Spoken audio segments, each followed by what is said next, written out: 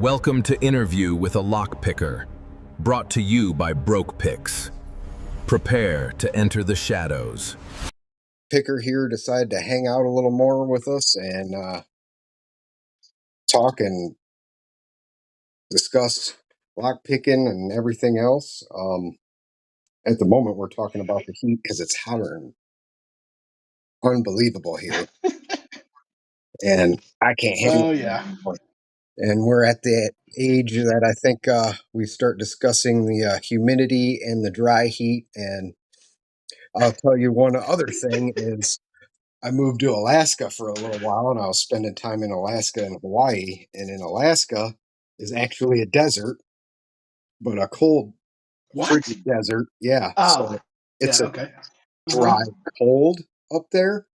Where when I came from Uh-huh. Michigan, it's a wet cold, and that dry cold, it could be 20 below, you know, and it feels like it's 20 degrees here, because of that So, dampness. so I grew up in Chicago, and I remember like you would tell the difference whether this was lake effect snow or regular snow by the crispness in the air. Yep. Like here, where I live, when it gets cold, and it does get cold a little bit in the winter, it's almost like an oppressive, uncomfortable cold, and Yeah. it's not like a crisp winter morning where it's like 15 degrees outside and it's crisp, fresh. You fill your lungs, you feel great. It's like a different a different type of cold. Yeah. Yep. Uh, oh, but Alaska must be beautiful. Oh, it is. It was amazing. I'm kind of a a night person.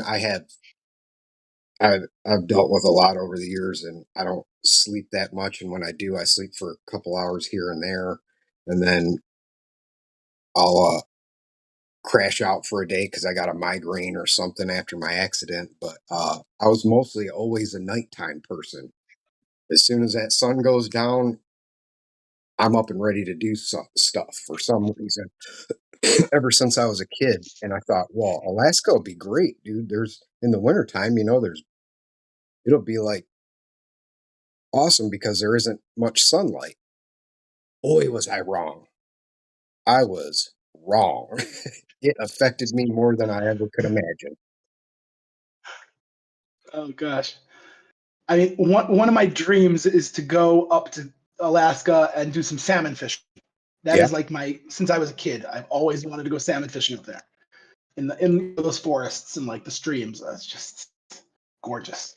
Oh yeah. I lived on the Kenai Peninsula in Soldotna. In fact, I still have a place up there on my brother's property at the moment, and the town is the big salmon run fishing town on the Kenai River, and it's it's quite the spectacle come salmon run season.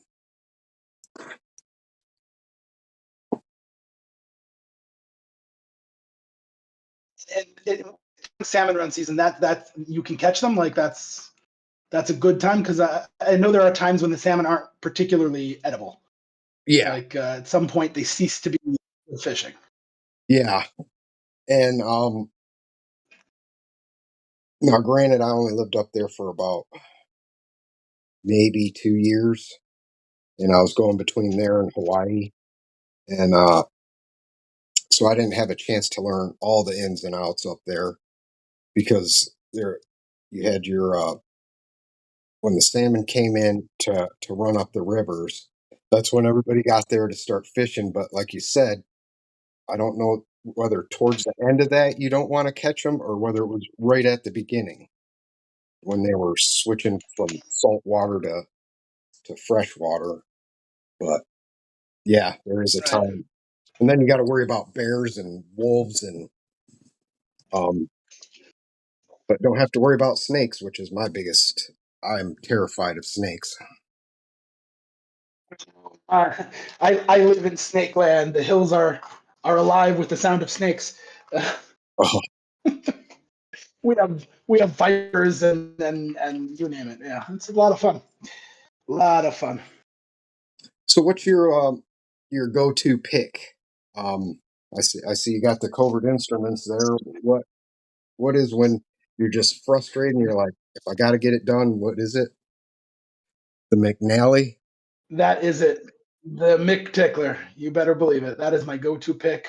100%. No question. Again, I haven't gotten the Jimmy Longs in yet. Hopefully soon.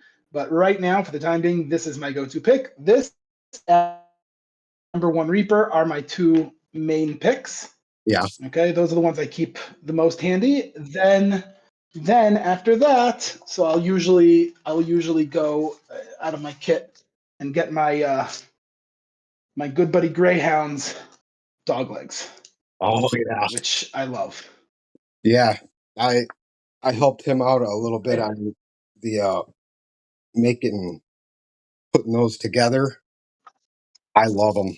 I they ended up they're my go-to pick now when I get frustrated and stuff. I feel like you have such better control. You get such better feedback. You feel that notch at the end catches the pins, and you feel it better. You just feel it better 100% of the time. Yep. I as I'm getting older and stuff, I'm getting arthritis and I've had a head injury and I have tremors. So when he sent me those to test, I was like, these are amazing. If you decide to do anything more with these, I want to be a part of it because I was really struggling, and when I really get struggling, it makes my tremors worse and everything worse. But when you can just get that notch and grab one pin and know you got a hold of it and not just, poking at it with a round tip or even a flat tip where it'll slip off. When you know you got that pin Mm-hmm. and you got a good grip on it, it makes a world of difference. 100%. Couldn't agree more. I'm Couldn't agree more. And yeah, right now I'm battling this. I don't know if you ever seen this lock. This is the Kiosk Guard. no. Okay, so this is a ridiculously hysterical lock. It's a regular, it looks like a basic black padlock, 7740. Yeah. It's all spools, so it's 5 spooled pins. So I've yet to open this thing. However, what's hysterically funny is the company made one key. One key. One key. If you have a kiosk key, you can open every kiosk key. Are you serious? I'm dead serious. I don't know why they bothered. Why you're going to go through the effort to make a really solid feeling like this doesn't feel like cheap Chinese junk. It feels like a good quality brass padlock. Yeah. Not really so easily shimmable. I'm pretty sure it's got ball bearings, so it's not shimmable. And it's hefty, and it feels like quality work. You bothered to put in 5 spools, but you made one. I just don't get it. I just don't get it. I don't even know how to respond to that. I just find it hysterical. I know, right? It's like, what were you thinking? Like, what was your thought? You're like, what was the idea? Nobody's Why gonna did you figure think it that out. would work? Yeah, right? I could see it in We a won't tell cheap them. laminated lock. I could almost see that. Like coming from China. But man, if you're gonna make a nice brass lock, but only make Pin it up with security pins. unreal, unbelievable. Like LPL has a video, and he doesn't blow through it in 2 seconds. He takes his time. It takes him 2-3 minutes to pop the padlock, which for him is like an eternity. Yeah, Yeah, and like it doesn't matter because just get a key. yeah. Get any key, man. Unreal. But you're lucky too. Um, Over here in the States, man, we don't have a lot of good high security um, locks to go through. Like, you got over where you're at and, the UK and Germany and all that, or they got in France where they got all these fancy locks. Like my favorite, one of my hands down favorite locks, and I carry a key around just because I love the key, is multi lock. Oh, that's one of ours. Yeah, that's one of ours. Yeah. And Yeah, that's an Israeli company originally, but that's basically the only real Israeli company that actually is like top level. yeah, So over here, we basically have three lock companies that are like have the market cornered. So yeah, you have multi-lock, obviously, but those are usually quite expensive. You have something called Rav Bariach, which is a group of guys who broke off. They left Multilock and made their own company. So it's yeah, basically similar to Multilock. I wouldn't exactly call it clones, but it's basically clones. yeah. And then you have Yale from the UK. Wow. And you don't even have so many Yales. You have a limited amount of Yales. And then you have a bunch of Israeli companies that don't exist anymore, or that are like that sold to Chinese companies. So now they're producing garbage. But like maybe 30 years ago, they had some good locks. So if you go on the secondhand market, you'll find here and there a good lock. Yeah, there was a company that I was going to ask you about, and for the life of me, I can't remember it. My brain is just isn't working. There was, besides multi-lock, that I was always trying to get a hold of one of their padlocks over there. Um, and for the Well, life of me, there was Magnum. that might So be we it. had Magnum. We had Yardeni. We had a company called Nabob. Um, but Yardeni and Nabab both lost out in quality in recent years. There are still older Yardenis that are really nice locks, really, really nice I locks. think that's what it was. Magnum, which one? The Yardeni. Could be. So the Yardeni has at least ranked belts. They have the Yardeni 6, which is a 6-pin dimple. It's a green belt. Yeah. Has some spools in it. It's a nice lock. And then again, they have a lot of regular security, high security, medium security. They don't really have anything terribly high security. Yeah. But their tolerances used to be really, really nice, like really nice. I have a few like big trailer locks of theirs Yeah. that you really have to be super precise when you're picking, or it's not going to budge. It's very thin keyway and very, very precise. This is a question for you. Now, I know a lot. There's across the world, there's obviously you can get picks there. Get is there any like Israeli lock picks sets? Is there anything like that So unfortunately, lock sport itself never took off here. yeah, And when they're training and when they train locksmiths here, 99% of the training is just how to drill out a lock. yeah. So there is basically no actual lock picking. There's very, very few. So there's no indigenous lock picks here. Most of the picks you're going to get here are either Chinese junk or people bring in from England. So I've seen here Dangerfield and I've seen Law Locks, stuff like that. Hmm.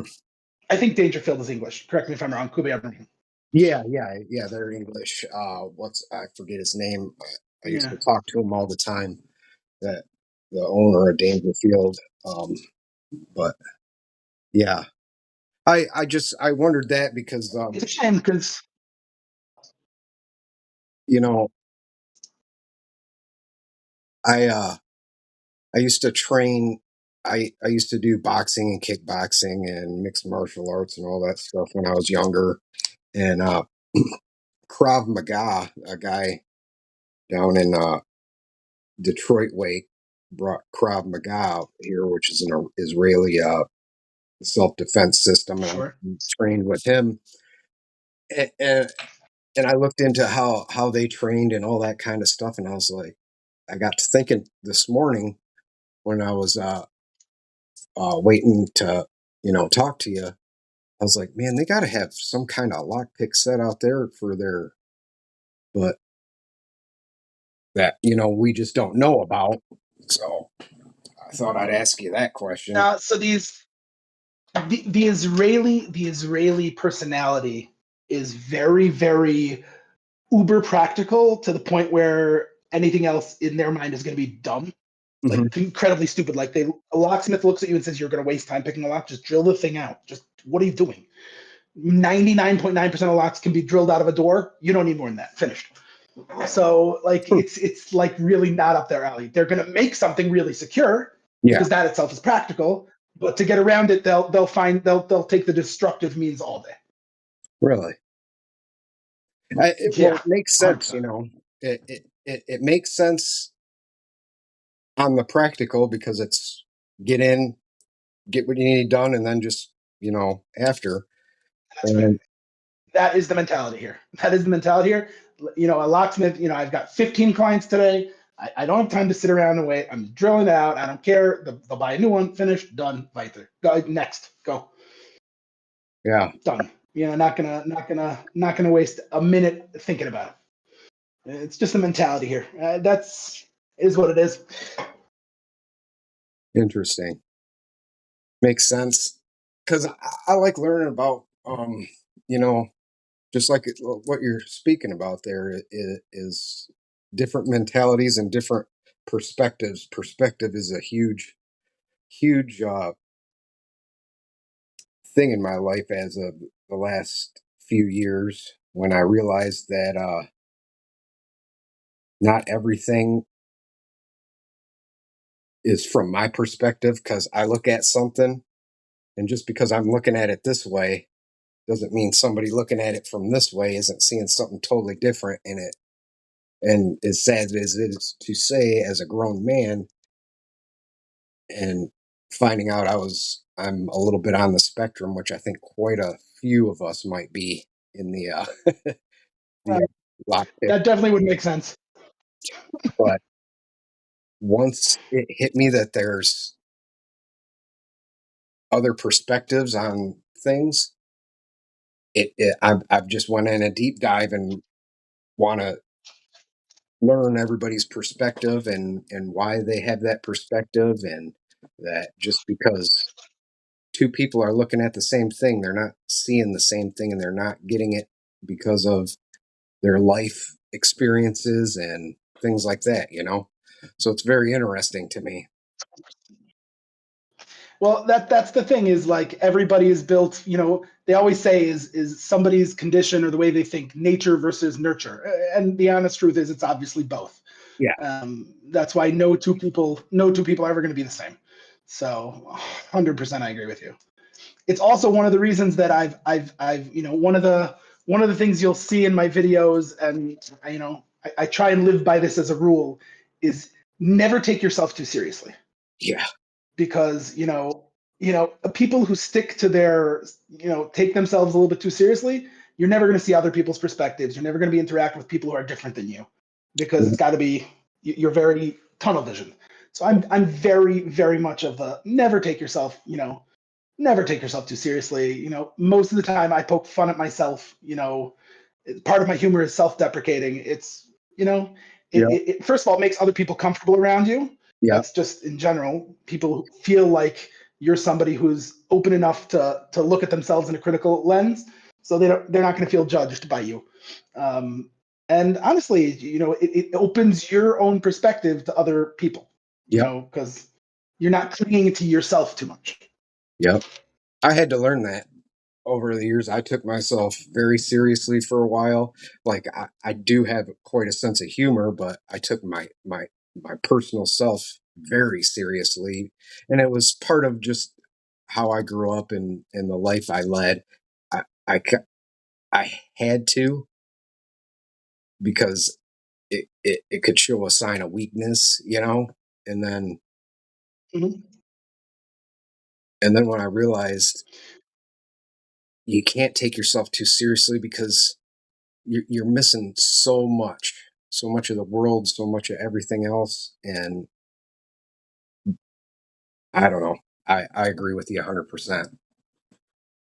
Yeah, I mean, I don't think it's something that most people are born. I don't think it's something to be born with, to be, not taking yourself too seriously. Like, I grew up with major self-esteem issues that I still fight to this day, and I'm still oftentimes, like I told you before in the interview, I get down on myself sometimes. I'll quit. It's a lot of lack of self-confidence, and it's something you have to just.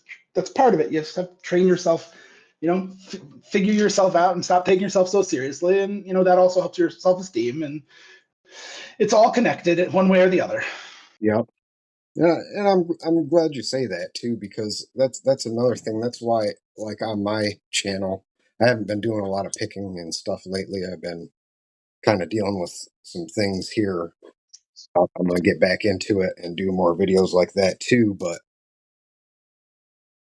I don't I don't do fancy uh, videos that just show me boom, boom, boom, open it. Yeah, sometimes I get it like that. Sometimes I struggle with it for an hour. Sometimes I throw the thing across the room. All right, we're going to do something else for a while. I try to show the real 100%. thing so that people don't get down on themselves because, man, did I get down on myself for a while there because at one point I had an absolute goal. And I wouldn't let it go. I was going to be able to beat lock picking lawyer at a 1100. That was my goal.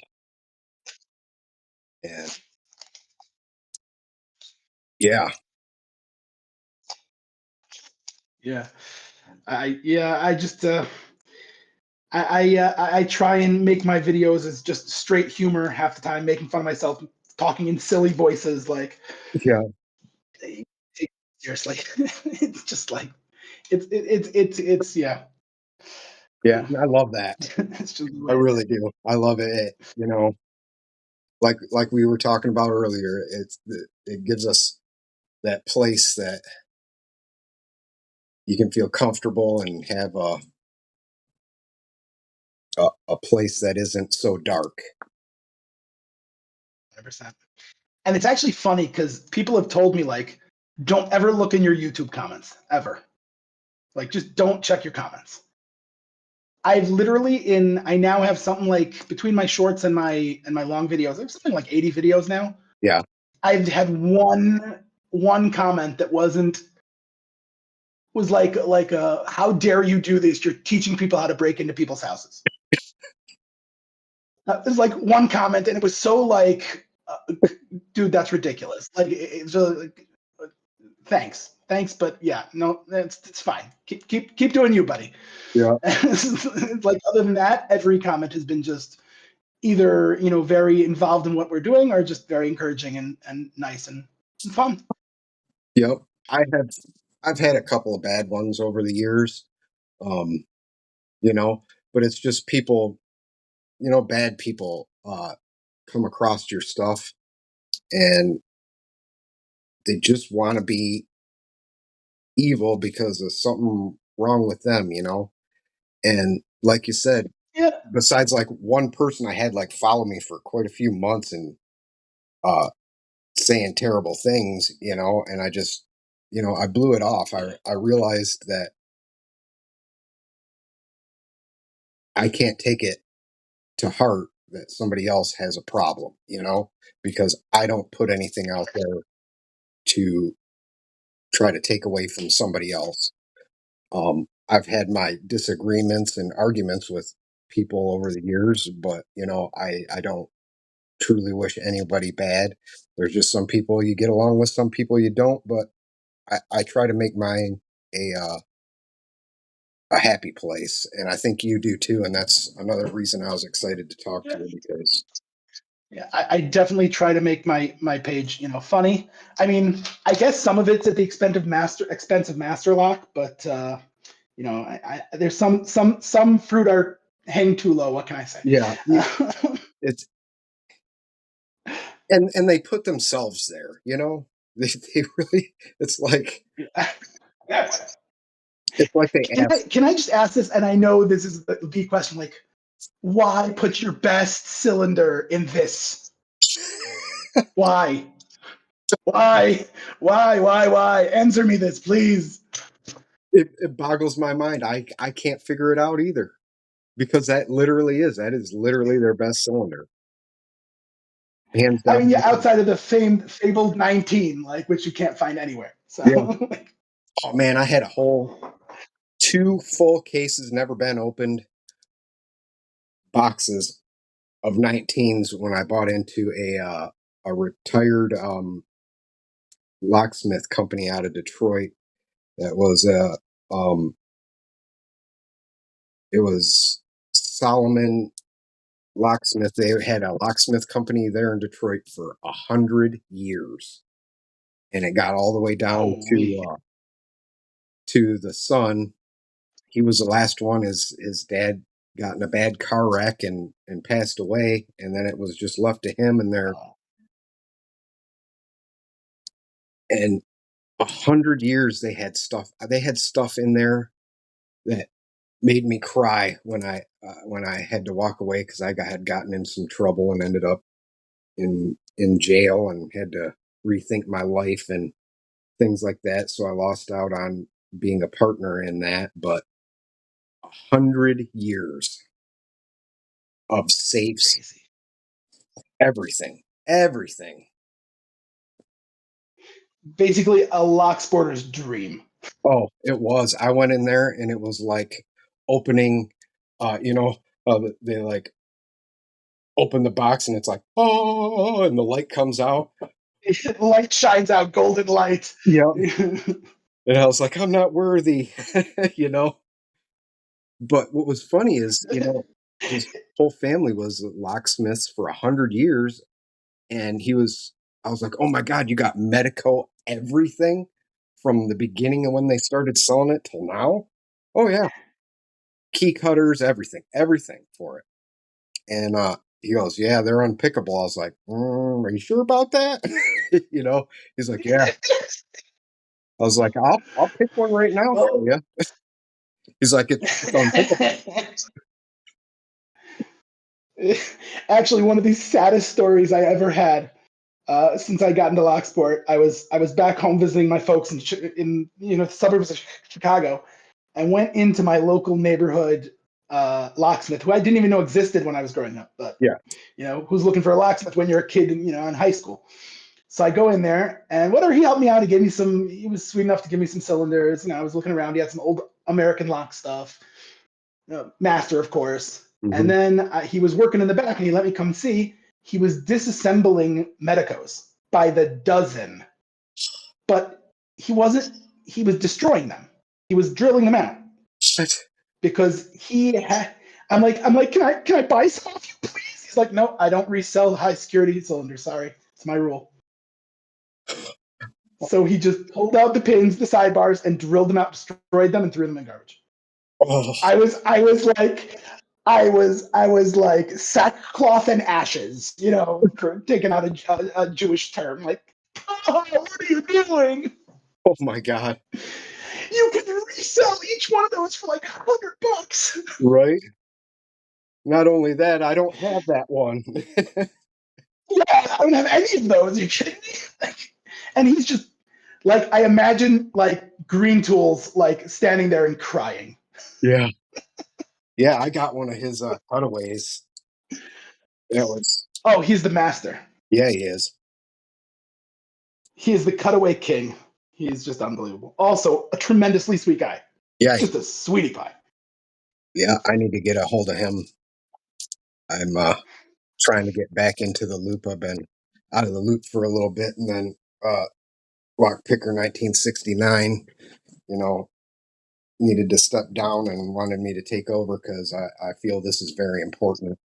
Whether I got 1 or 2 people watching or 1,000 people watching, I think it's important to get these videos out there to show the community. Listen, at the end of the day, this channel with Lockpicker 1969, what you're doing is literally the history of Locksport. You are giving us a name in posterity, and it is important. It's very important, especially with the community that we have. Yeah. because we can't let it die. You know, No, over the years I've seen it, no, people no. come and go, and you know we have our ups and downs, and all it takes is one good down, and it could go away forever. And this, because I like the history too, the history of locks and everything, you know, the, all the way back. Yeah. And I'm going to get into some of that too at some point, you know, um, because I guess I got a touch of the tism, and when when I'm into something, I want to know absolutely everything. Just a question: how off color can I be on here? I don't want to ruin anything Absolutely, for anybody. however you want to be. Okay, so I was talking with Stu and a bunch of guys on his Discord server, Yeah. and I mentioned that I just learned that the guys who invented Master Lock were a couple of Jewish guys, Yep. and I'm like, dang it, I think I'm an anti-Semite. Oh God, I love it. Oh, So I love the history also. Just like, why do they have to be Jews? Now more people will have what to complain about us. Thanks a lot. oh man. Yeah, I never put that together when I was thinking about when you were saying something about it. Yeah. I thought about it when with the Medico, but I don't, or multi-lock, but I don't have anything funny to say about it because I love them. You know. Yeah. But yeah, no, I think I'm really sad that 1969 isn't doing well. I had my pre-interview with him, and then I wasn't able to get the interview in before he, had to step back. And I only wish him, just health and happiness. Um, Great guy, and like you said, what he did is a tremendous service to this community, and you picking up the torch is the same, just a tremendous service to the community. And I think everyone is very grateful for it too.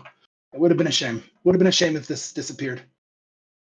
I feel that way. I hope I do him proud and everybody else proud. You know, I'm kind of as you said, I'm off color at times. I don't have that thing, which I'm doing pretty good. I'm trying not to be too swearing vulgar too much, but it slips out with me. Uh, Like I said, can't take yourself too seriously. It's yeah, all good. but you know, I just hope I'm doing everybody proud. You know, that's all I want is to know I at least did the best I could, and people enjoy it. Well, I don't think you're going to find anyone to say differently because I think everyone agrees that you did and are. Now, one thing you did say just now, also, it actually hit me a little bit, is that like I'm very new to Locksport. I've only been in it for about a year and a half, maybe closing in on a year and three quarters, whatever it is. Yeah, Not even. What am I saying? Like a year and a half. And I'll find these channels on YouTube that I'll just like find a video, it'll just come up in my feed, and I'll watch it, and it'll be like it'll explain a certain lock or a computerized diagram that like finally makes me understand how lock is. I'm like, where's this guy? I gotta get this channel, and then I see hasn't posted in 7 years, yeah, and you get this like feeling like you missed the heyday. Like there's so many famous pickers who like just disappeared. yep, A couple of them died, a couple of them moved on. Like I feel like I came like 5 years too late. But then you go back on Discord and Reddit and you see the community and like, we're alive and well. We're doing just fine. yep, We're doing just fine. Like there's another lock picker here in Israel, Lock Sporter. He was big with the UK guys.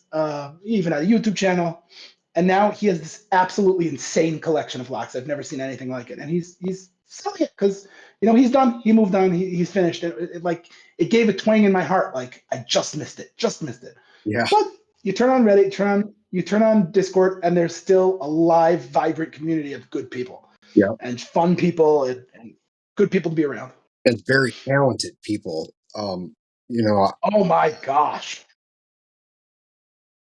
I I've always prided myself on uh I didn't have much, you know, but I I'm pretty intelligent. I'm pretty good at solving things and picking things, and I thought I was pretty good for a while, and until I really found the community, and then I realized how intelligent the people are in this community. Is I not only learned lock picking stuff, but um, computer and anything, things about life, things about you know, I was repairing appliances there for a while. I didn't realize I knew how to fix appliances.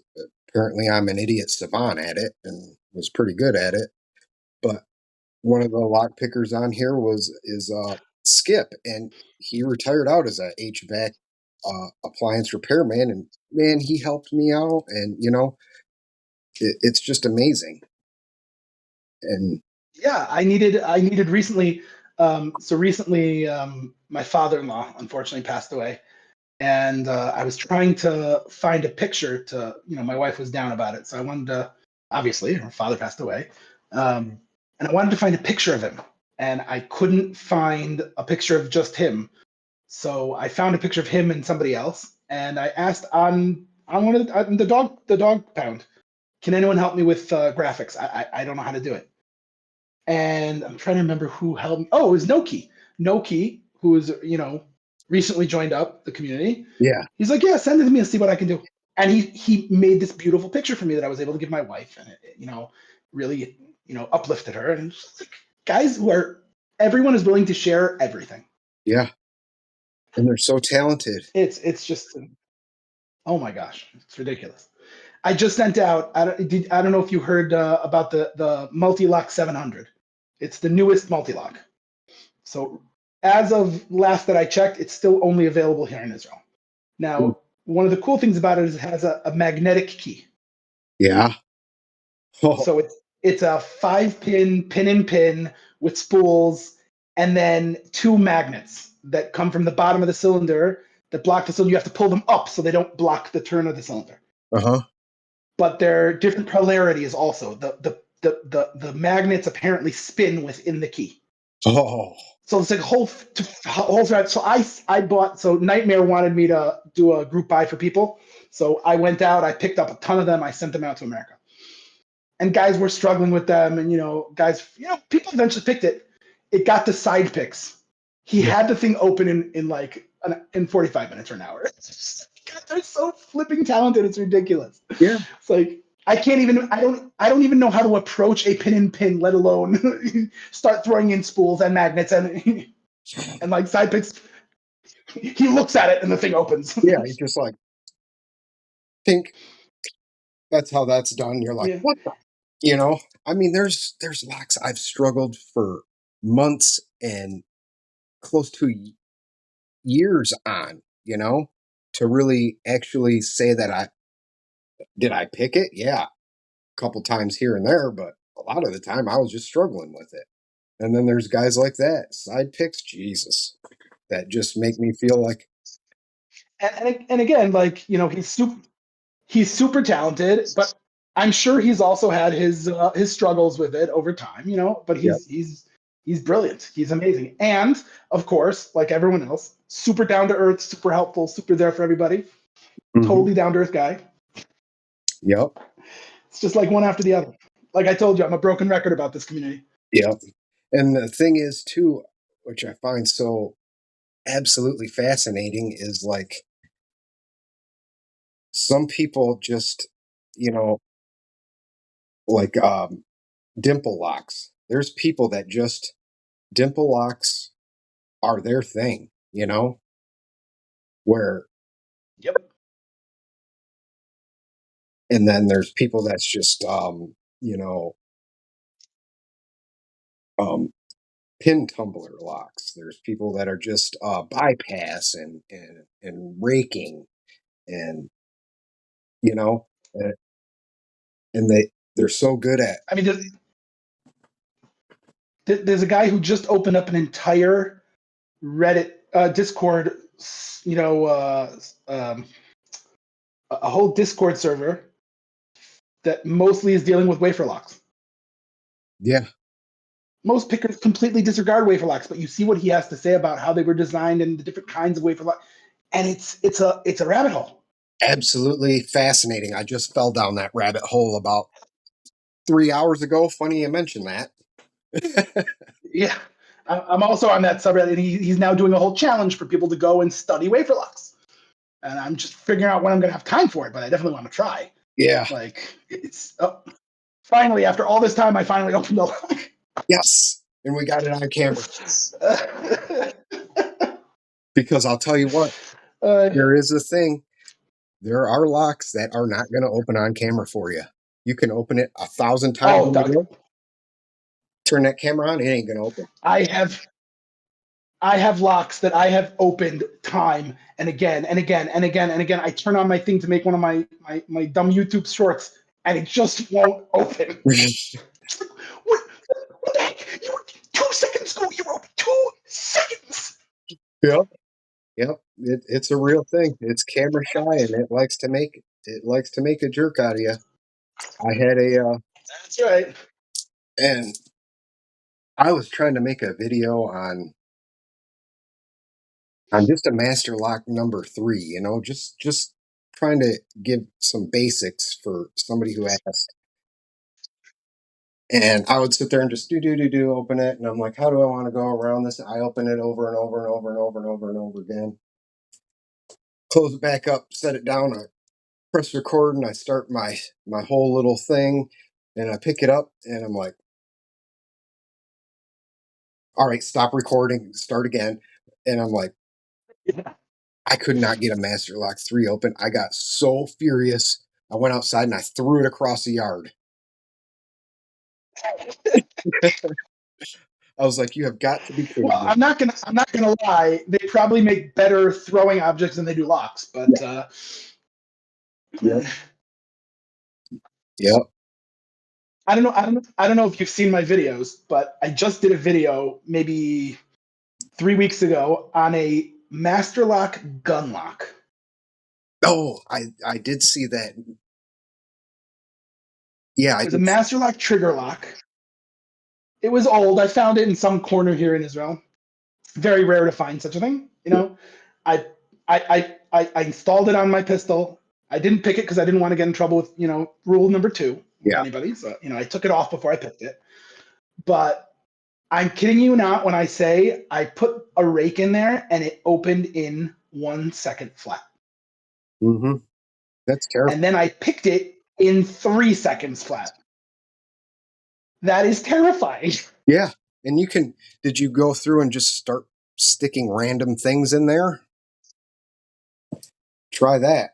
Stick a paper clip in there. See how fast it opens, So I tried a paper clip. Oh no, I tried a bobby pin, but the bobby pin was a little too thick. I need to find another one. I'm planning on doing a video how many ways I can open up a gun lock. It's just like, seriously, for this lock, this is the protection you're giving it? Yeah. The whole thing is meant so children won't get to the gun. Yeah. God. And you could bump it and look at it in a stern manner, and it's like, oh, I give up. I'm open, Yeah, here, take it. It's yours. Take it. Kill somebody. It's yours. And that video you did of that got me. I happened to look on Facebook Marketplace, and I got this gun safe. Oh, yeah. I'm planning on doing a video. It's heavy. I got my gun in there. But I'm planning on doing a video for that because a toddler, if they put any effort into sticking anything anywhere on that, it would open, and I'm like, oh my God, because I got one for my grandson because my kids, I taught them gun safety, and I could leave a gun out on the table and they would not touch it.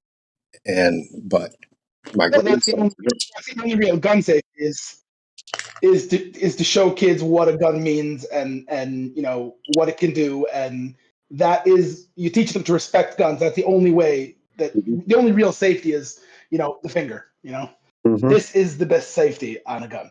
Yep. But seriously, come on, Master Lock. You had one job. You had one job. One single job. I literally, like, you couldn't even you couldn't put a single spool, like a single spool. A single spool. Maybe a possible serrated pin in there somewhere. Something. Don't let it be rakeable, okay? Give it, like, the most minute requirement of skill. Mm-hmm. That's actually some of my favorite LPL videos are his gun series, his gun lock series. Some of them are just insane. Yeah. I watched him open up a police cruiser shotgun lock with a magnet. Yeah. Isn't that just terrifying? Touched into it, the thing just fell open. That is terrifying. Yeah. That is terrifying. Like, things that were meant for rifles and again, I am a big Second Amendment guy, even though in Israel we don't unfortunately have a Second Amendment. But when I was in America, I was a big Second Amendment guy. But you still have to have some common sense in your own personal home handling of guns. Yeah. There are safety rules. They're the universal gun rules, and those have to be But you also have to have some common sense. And these gun locks, zero common sense was put into them. None. Zero. None. It's just like, how can we make $1? And unbelievable. Yeah, because this gun safe, I got this gun safe as an add-on. Some people were moving, and I got a Mel-Link safe because I like safe cracking, and I got that, and he threw this in. I was like, oh yeah, I'll take any kind of lock, anything, And he threw this in. I was like, well, that would be good for my grandson, but my grandson is 2, and I know he would see, oh, there's a crack right there.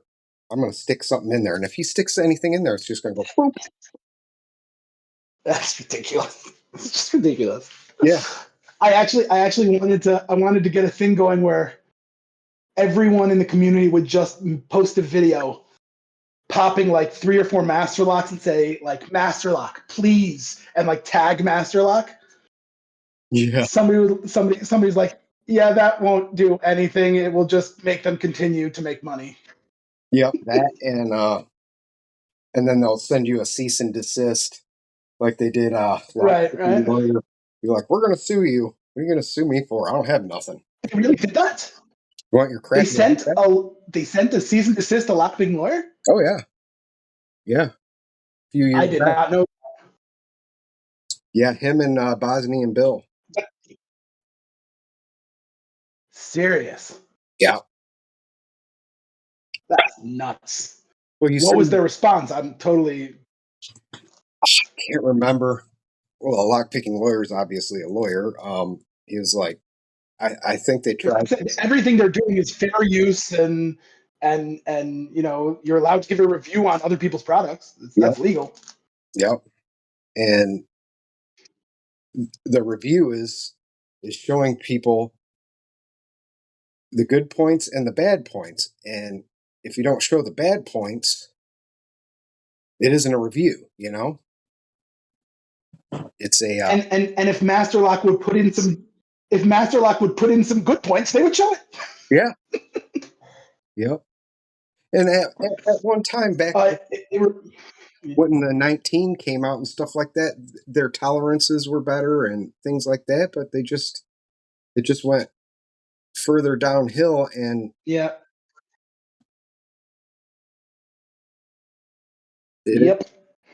it almost reminds me of the whole McNally proven locks thing. Oh no, I was like, I can't even watch this. I'm like, when that proven lock guy came on there, I was like, oh my God. Please don't do what you're about to do. Please don't do what you're about to do. Please don't do what you're about to do. Yeah. Like I actually like I would love to get my hands on a proven lock just for the comedy of showing people. Yeah. But I'm not willing to spend that kind of cash on that kind of lock. I'm not either. I agree with you there. You know, at one point I used to have money, but I don't so much anymore. But and I've spent ridiculous amounts of money on ridiculous amounts of locks and ridiculous things because I had money. But even then, I would be like, man, that's for just a joke lock. I can't spend that money on that. Yeah, 100%. Like I would buy it for if it was a price that was Yeah, normal, but not for a lock that I know can be shimmed with a soda can. yeah. Shimmed with a soda can, or didn't he smack it on the side and it popped open too? One of them, he Yeah, did. He did. He that was their I think their padlock yeah, and their puck lock. He shimmed open like a million of them. yeah. He got it right out of the um, UPS store or whatever. Pulls it out of the box. Yeah, right. Oh my god. That guy really. I would love to get him on here. That guy, like we said, the talent is so unbelievable. Like the things he does, and it isn't, you Oh, know, it definitely is. it's not just show. He's actually that good. Oh, he's freakishly good. Yeah, And what draws me in even more, besides his freakish talent, is he's the perfect my type of humor. Dry, yeah. like like like sarcastic type humor. I love that kind of humor. And Me too. it's That perfect. kind of humor that, But he disappeared. I don't know what happened to him. yeah, that kind of humor that the person has to think about it for a minute. Like, did I just get dissed or, you know? Yeah, he has that. Yeah. But like so he disappeared. I assume he's just, in the middle of developing his new Reapers, which are supposed to come out soon. Yeah, But he hasn't made video in months. yeah. I haven't seen much from him in a while, but he'll be back with God knows what he's cooking up in that laboratory of his. You know, Yeah. Mm-hmm. some of these guys are just so talented that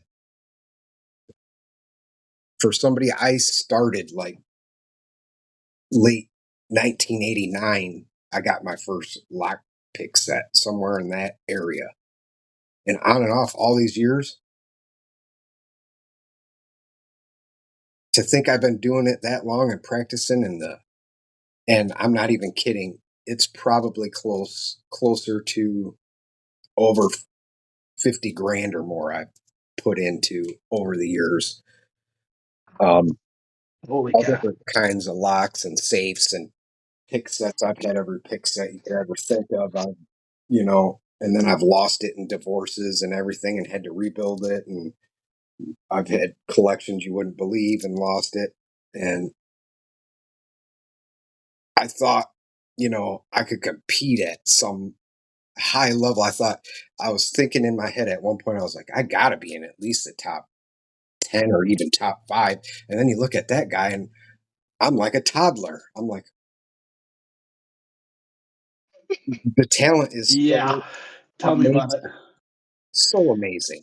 And I'm still at the point where I struggle tremendously with spools, yeah, like basic spools. I struggle really badly with spools, and I see people breezing through them, and I'm like, maybe I should just give up.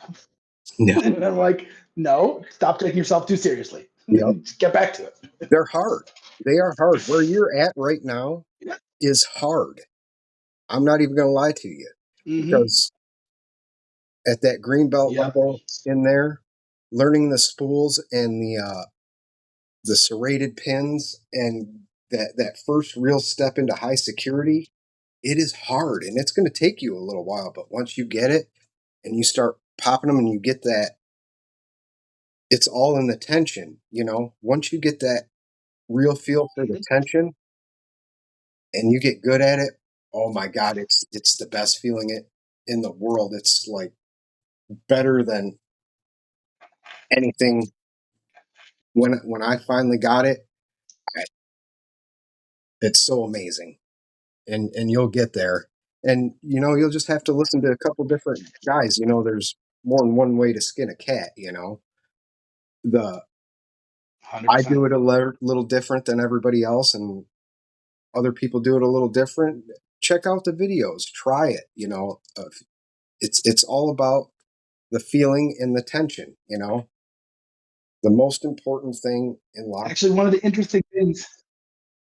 Yeah, I'm listening. Sorry. is What'd you say? tension. I was just going to say is tension. It's so important. It's the Yeah. number one thing.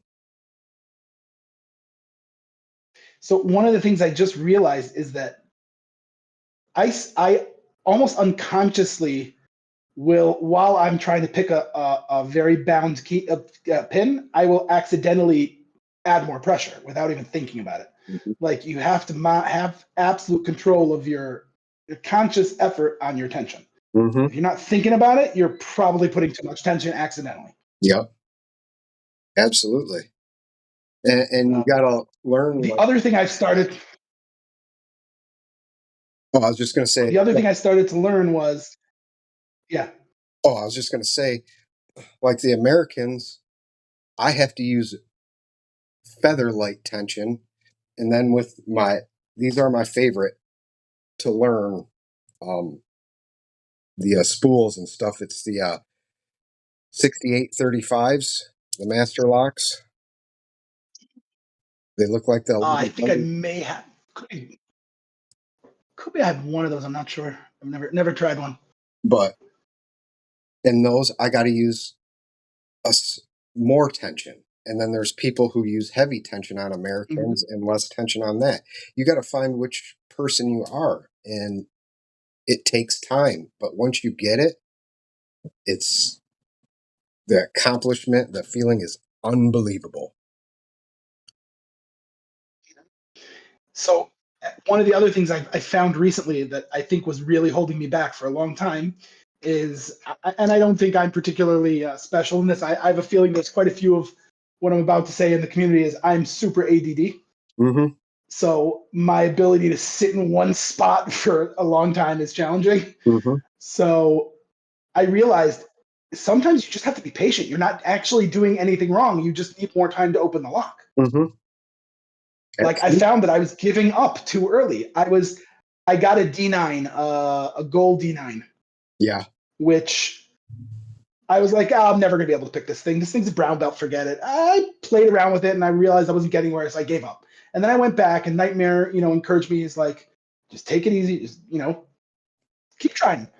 And I'm like, this. I'm gonna just keep trying for a good, I don't know, as long as I can. And I sat down and 15 minutes in, the longest I've ever spent on a single lock was 15 minutes. I know it sounds crazy, but that's how my mindset was until then. Yeah. And I opened a D9.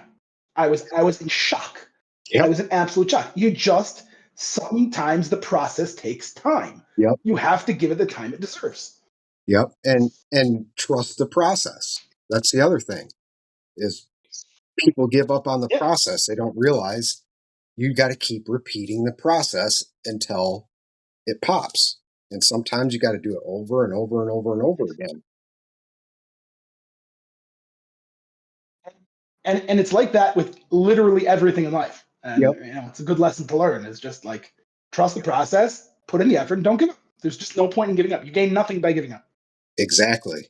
And I think that's what this a lot of people in this world anymore give up on that and just want everything right at your fingertips right now. And I think it does a detriment to the human condition across the board to not have critical thinking, not have Oh, to work for anything, not have to go to a library and look something up.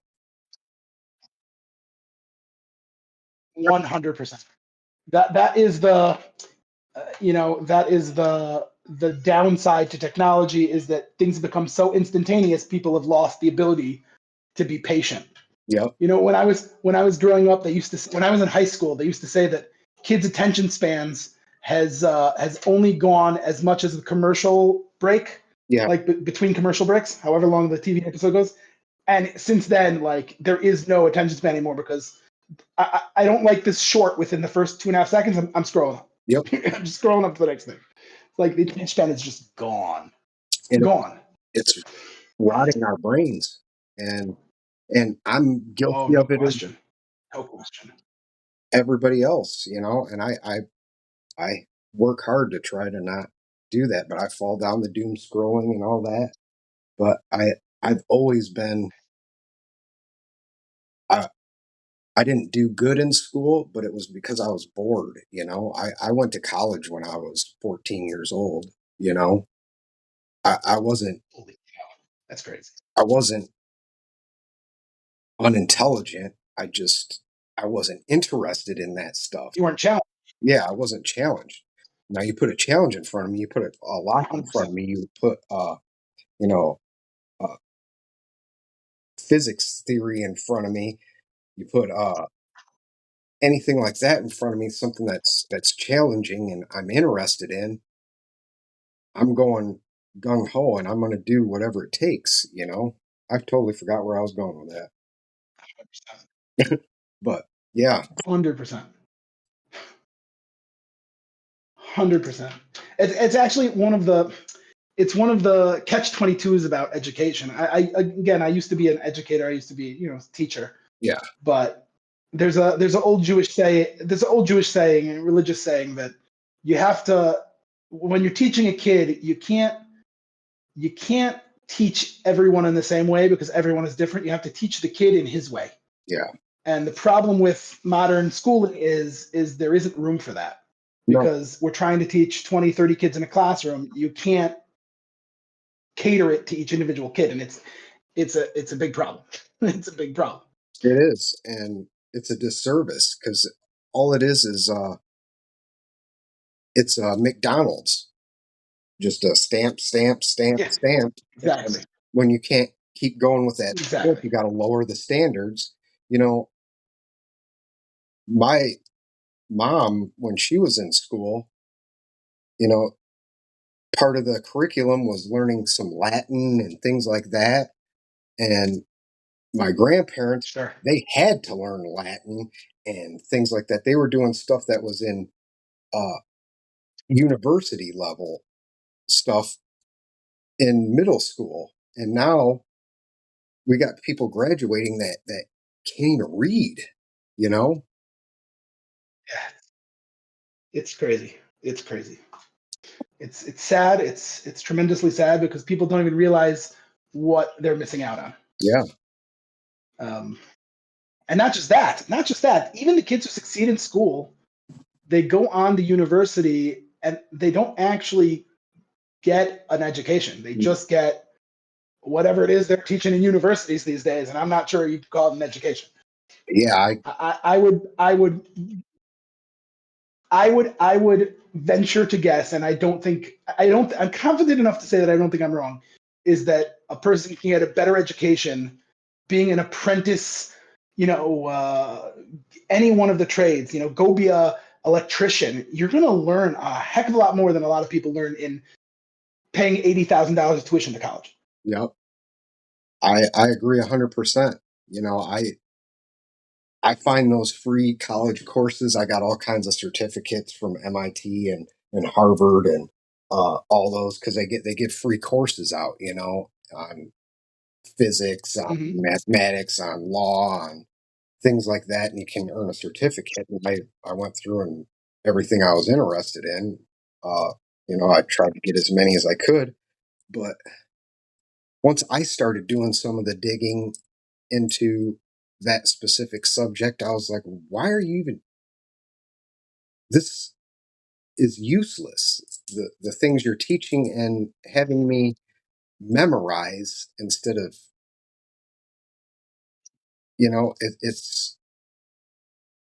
it's not applicable when you get out in the real world. Just like when you're in grammar school and stuff like that, they don't teach you how to do taxes. They don't teach you how to to uh, do a Right. checkbook, how money really works.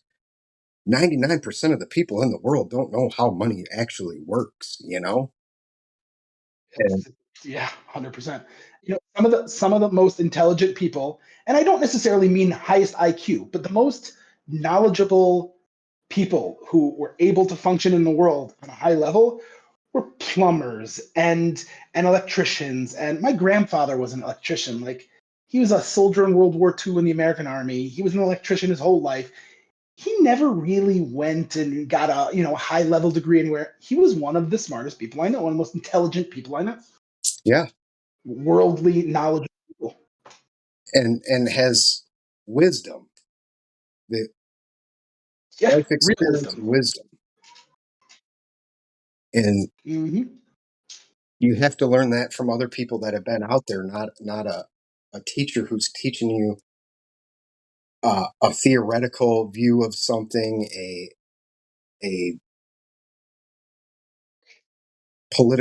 politicized version of something, and putting look at all these classes and degrees that are useless. You know, what are you going to do with Yep. some of these Yep. degrees that you one Hundred just paid? percent. It's just another factory in. Yeah, I used to be. I'm a big history buff, like Me a too. tremendous history buff. Like I love military history. That's like my thing since I was a little kid was military history, World War II, American Civil War, I have a safe full of World War military II stuff. equipment, you name it. Well, let's say again. I said I have a safe full of World War II stuff. I'm absolutely obsessed with it and have been for many years. It is the most significant, um, most significant thing that has happened in the last probably millennia on this earth, and I don't think anything has surpassed it since. Yeah, yeah, yeah. I hear you. I think I'm going to have to make a pit stop by you when I'm in America next.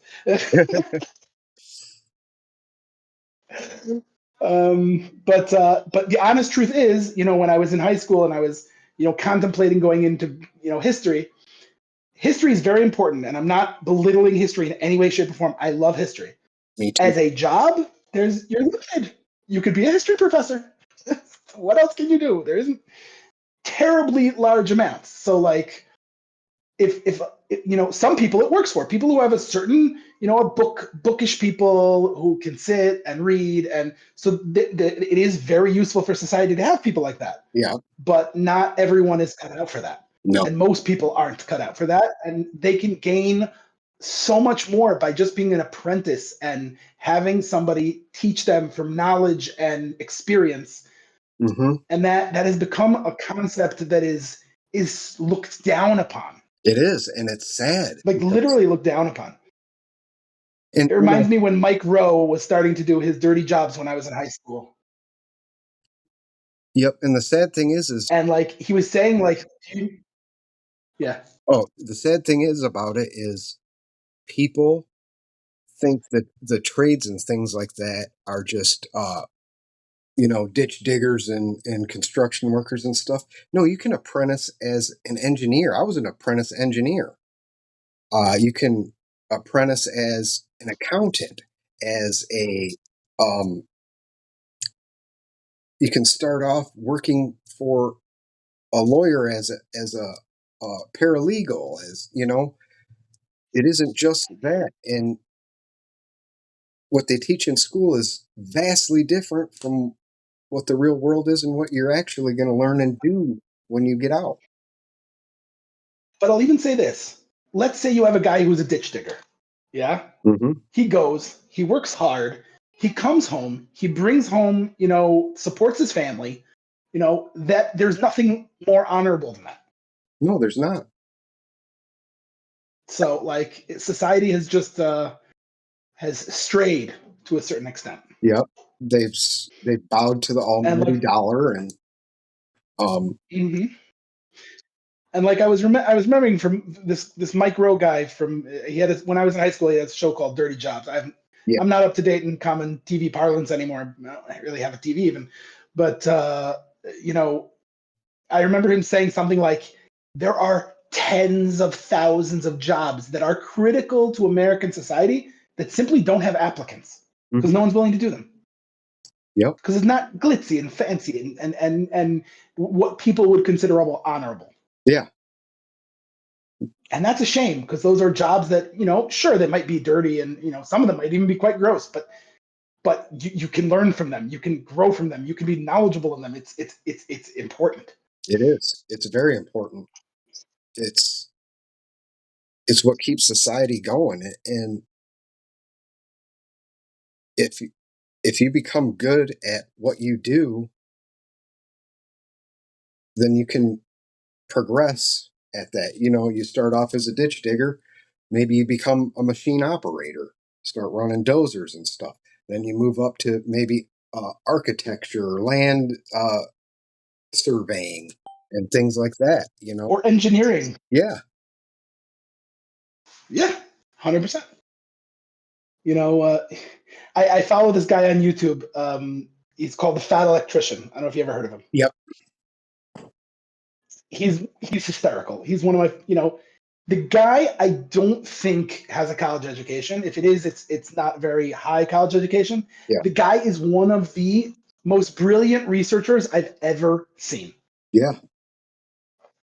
He's just incredibly smart. He thinks straight and logically and rationally, and like, you're not getting that from college. You're getting that from working a hard day's work, being an apprentice electrician, and learning how the world works. Yep.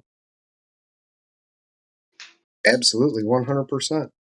And like you mentioned earlier, the smartest people I know on the face of this earth are, one was an electrician, one was a believe it or not, was a window washer. I had my own. I used to buy, sell, and build and sell off companies and small businesses, and the guys that came in with college educations and stuff like that, I was like, how did you even drive to work today?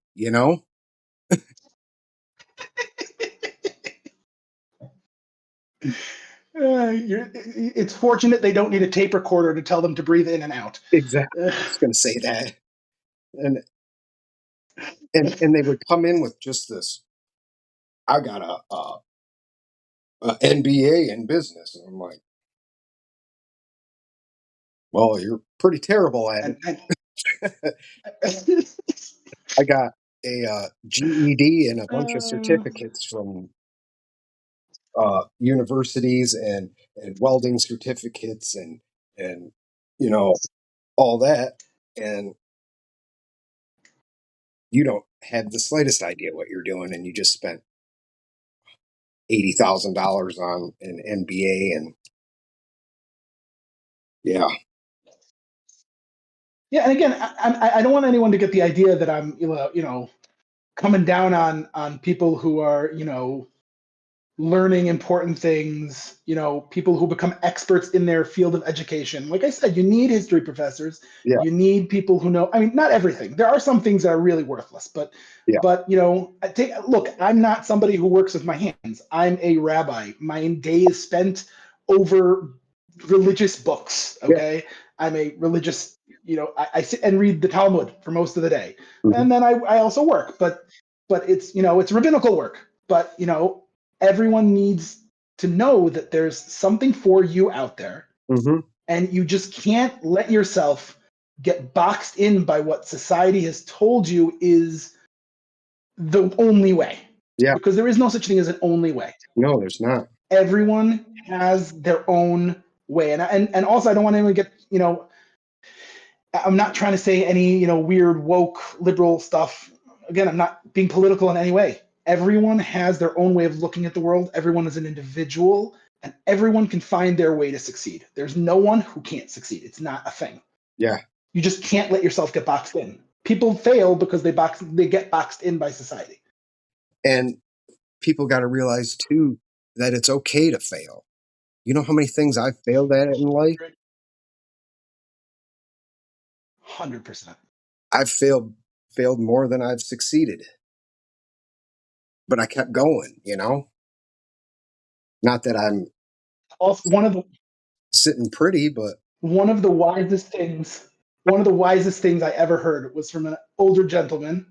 He's originally from the States. He's born in the 40s, and he's a jazz drummer. He's also a rabbi.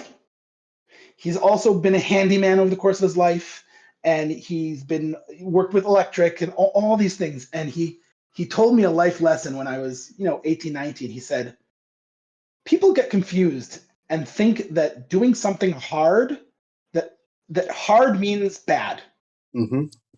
That is a very bad mindset. Hard doesn't mean bad. Hard means hard. You just have to work at it a little more. Yep. It's not inherently bad. And people are afraid of hard things because they have a mindset that hard and difficult means this is not good. It's bad. It's not good. Yeah.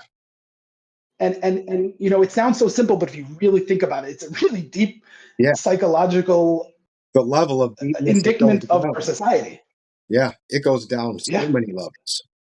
With anything, with your thinking, with your actions, with your work, your home life, your kids, your job, your anything. And if it's hard, nothing worth doing is going to be easy, you know? Easy. That's right. That's right. That's right. And if things are getting easy, it means it's time to challenge yourself more. Yep. It's time to move to the next level. It's really interesting. I once had a job. I was so again, I'm a rabbinical supervisor for kosher food. Religious Jews only eat certain things. They only eat kosher food. So I'm a rabbinical supervisor for kosher food. Yep. So I once had to go for a production in Greece. By the way, if you ever get a chance to go to Northwest Greece, highly recommend. One of the most beautiful countries I've ever seen. Yeah. Is Northwest Greece, like near Macedonia. Yeah. Unbelievably gorgeous. It's just special. But one of the things I noticed is you had these old men in their 80s and 90s, taking the sheep out to pasture. And I turned to one of the, guys that I was working with. I said, whatever happened to retirement? Why don't people retire here? I see guys in their 80s and 90s taking it. It's not easy to take out, sheep to the field. It's miles of walking. Yeah. And he turned to me, he's like, we've found that when a person stops working, that's it. Yep. Within a few months, they die. Mm-hmm. They no longer have a reason to live. And so they die. So, people have to realize that work is part of life. It actually is what keeps people going. Yep. And like, even when we retire from our jobs, we have to have something that keeps us pushing, be that lock sport, be that studying different things. Like, you can't just, even if you get to a certain age, you have to have a reason to do things. You have to have a reason to get up. That means that you're going to encounter, you want that hardness, because that's right. And that hardness is a reason to get up. That challenge is a reason for you to get out of bed. Yep. And after I had a bad accident, I have a traumatic brain injury, and I had to find that. And it isn't, for me, it isn't just one thing. I modify and build my own watches, and I do lock sport, and I do, motorcycles, and I repair appliances. I'm teaching myself like computer stuff, because I was not, I was in that age group where computers were just kind of coming in, and then I was more interested in other things, and with a brain injury, it's even more important to challenge yourself and challenge your brain and keep it going, because at some point, and 100%. I'm going to have dementia. It's not a matter of if, it's when. And it's terrifying. And the one thing that helps is challenging yourself, learning new skills, keeping that hand-eye coordination going, keep the blood flowing to the brain. Yep. Yeah, 100%. 100%. I think I'm going to have to get going. Yeah, I have to me get back too. to my family, get my kids down. Alrighty. Well, let me sign off here. Thank you guys for hanging in for us. Thank you, Rabbi Picker. This was our amazing interview. Thank you for doing I had a it, lot of fun. Thank you. and we will catch you next time. And then all right, now we're not recording. Thank you so much for coming on there, and I really truly enjoyed it. And This was super fun, Broke. Not gonna lie, I enjoyed every second of it. Thank you so much. I did too. Anytime you need anything, or let me know. Much appreciated. Really. And if you by the way, if you ever want a multi-lock, just drop me a line. I send multi-locks out all day and all night. I will be here soon. I put myself into a little bit of a pickle. I'm not used to having in fixed income, and it's a learning strategy. I hear you. I get I excited. hear you. I definitely. I know the feeling. Trust me, you can ask Brian. But the amount of garbage sitting in his house waiting to get to Israel that I will not be able to tell my wife about, or I will die. Um, Well, you have a good day, and thank you so much, and you too. we will see you later. Thanks a lot. Really appreciate it. Yep. Bye. Bye.